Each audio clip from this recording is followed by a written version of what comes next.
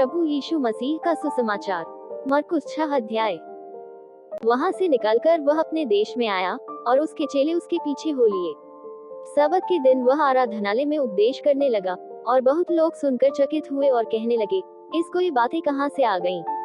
और यह कौन सा ज्ञान है जो उसको दिया गया है? और कैसे सामर्थ के काम इसके हाथों से प्रकट होते हैं? क्या ये वही बड़ाई नहीं जो मरियम का पुत्र और याकूब और योसेस और यहूदा और शमौन का भाई है? और क्या उसकी बहनें यहाँ हमारे बीच में नहीं रहती? इसलिए उन्होंने उसके विषय में ठोकर खाई। यीशु ने उनसे कहा कि भविष्यद्वक्ता अपने देश और अपने कुटुंब और अपने घर को छोड़ और कहीं भी निरादर नहीं होता।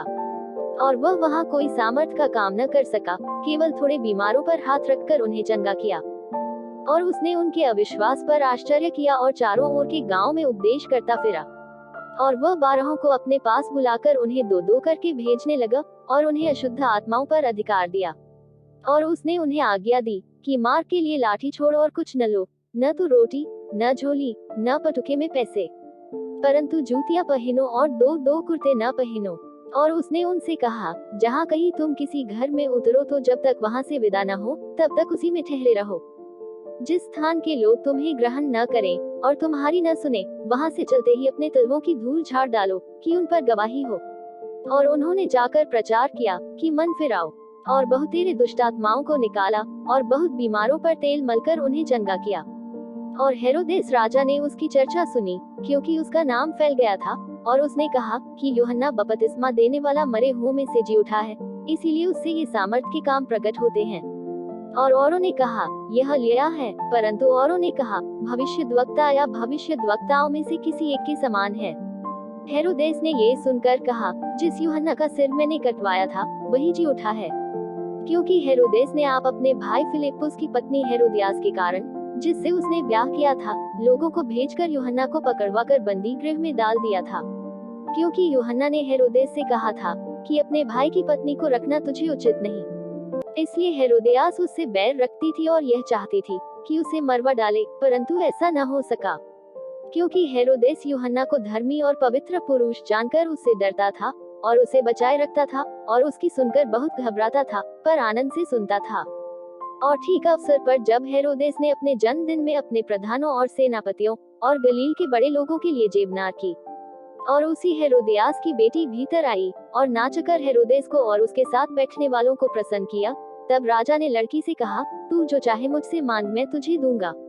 और उसने शपथ खाए कि मैं अपने आधे राज्य तक जो कुछ तू मुझसे मांगेगी मैं तुझे दूंगा। उसने बाहर जाकर अपनी माता से पूछा कि मैं क्या मांगूं? वह बोली, यूहन्ना बपतिस्मा देने वाले का सिर। वह तुरंत राजा के पास भीतर आई और उससे विनती की, मैं चाहती हूँ कि तू अभी यूहन्ना बपतिस्मा देने वाले का सिर एक थाल में मुझे मंगवा दे। तब राजा बहुत उदास हुआ, परंतु अपनी शपथ के कारण और साथ बैठने वालों के कारण उसे टालना न चाहा। और राजा ने तुरंत एक सिपाही को आज्ञा देकर भेजा कि उसका सिर काट लाए। उसने जेलखाने में जाकर उसका सिर काटा और एक थाल में रखकर लाया और लड़की को दिया, और लड़की ने अपनी माँ को दिया। ये सुनकर उसके चेले आए और उसकी लोथ को उठाकर कब्र में रखा। प्रेरितों ने यीशु के पास इकट्ठे होकर जो कुछ उन्होंने किया और सिखाया था सब उसको बता दिया। उसने उनसे कहा, तुम आप अलग किसी जंगली स्थान में आकर थोड़ा विश्राम करो, क्योंकि बहुत लोग आते जाते थे और उन्हें खाने का अवसर भी नहीं मिलता था। इसलिए वे नाव पर चढ़कर सुनसान जगह में अलग चले गए। और बहुतों ने उन्हें जाते देखकर पहचान लिया और सब नगरों से इकट्ठे होकर वहां पैदल दौड़े और उनसे पहले जा पहुँचे। उसने निकलकर बड़ी भीड़ देखी और उन पर तरस खाया, क्योंकि वे उन भेड़ों के समान थे जिनका कोई रखवाला न हो, और वह उन्हें बहुत सी बातें सिखाने लगा। जब दिन बहुत ढल गया तो उसके चेले उसके पास आकर कहने लगे, ये सुनसान जगह है और दिन बहुत ढल गया है, उन्हें विदा कर कि चारों ओर के गांवों और बस्तियों में जाकर अपने लिए कुछ खाने को मोल लें। उसने उन्हें उत्तर दिया कि तुम ही उन्हें खाने को दो। उन्होंने उससे कहा, क्या हम 100 दिनार की रोटियां मोल लें और उन्हें खिलाएं? उसने उनसे कहा, जाकर देखो तुम्हारे पास कितनी रोटियां हैं। उन्होंने मालूम करके कहा, 5 और 2 मछली भी। तब उसने उन्हें आज्ञा दी कि सबको हरी घास पर पांति पांति से बैठा दो। वे 100-100 और 50-50 करके पांति पांति बैठ गए।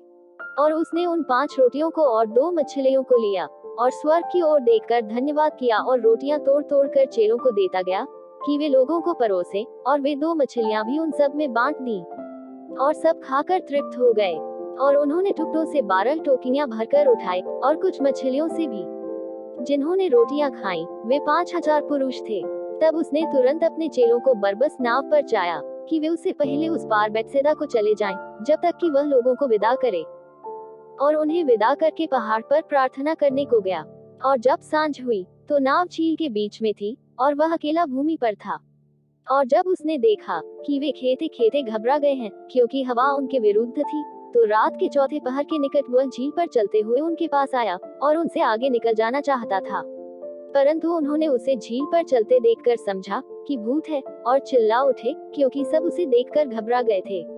पर उसने तुरंत उनसे बातें की और कहा, ढाल से बांधो, मैं हूँ, डरो मत। तब वह उनके पास नाव पर आया, और हवा थम गई, और वे बहुत ही आश्चर्य करने लगे, क्योंकि वे उन रोटियों के विषय में नहीं समझे थे, परंतु उनके मन कठोर हो गए थे। और वे पार उतरकर गन्नेसरत में पहुंचे, और नाव घाट पर लगाई। और जब वे नाव पर से उतरे, तो लोग तुरंत उसको पहचान कर आसपास के सारे देश में दौड़े, और बीमारों को खाटों पर डालकर जहाँ जहाँ समाचार पाया कि वह है, वहाँ वहाँ लिए फिरे। और जहाँ कहीं वह गांवों, नगरों या बस्तियों में जाता था, तो लोग बीमारों को बाजारों में रखकर उससे विनती करते थे कि वह उन्हें अपने वस्त्र के आंचल ही को छू लेने दे, और जितने उसे छूते थे, सब चंगे हो जाते थे। आप सभी को इन वचनों के द्वारा ढेर सारी आशीष मिले। हम उद्धारकर्ता यीशु मसीह के नाम से मांगते हैं, आमीन। आप सभी को जय मसीह की।